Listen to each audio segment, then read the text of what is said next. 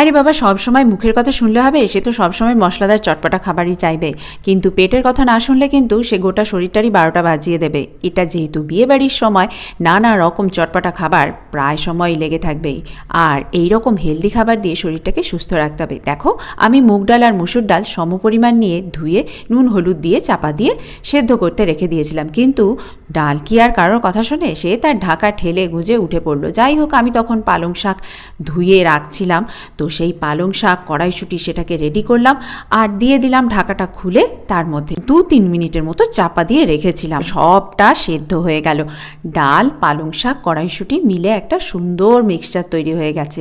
তখন আমি একটা গোটা সাইজের পেঁয়াজ কুচি রেখেছিলাম, আর কাঁচা লঙ্কা 2টো চিড়ে রেখেছিলাম, আর গোটা জিরে, শুকনো লঙ্কা, তেজপাতা সব গরম সর্ষের তেলের মধ্যে দিয়ে দিলাম। যখন কাঁচা পেঁয়াজের গন্ধ চলে গেল, ডালটা দিয়ে দিলাম। আমার পালং ডাল রেডি হয়ে গেল। তারপরে একটু ডাল কাটা দিয়ে ঘেঁটে দিলাম।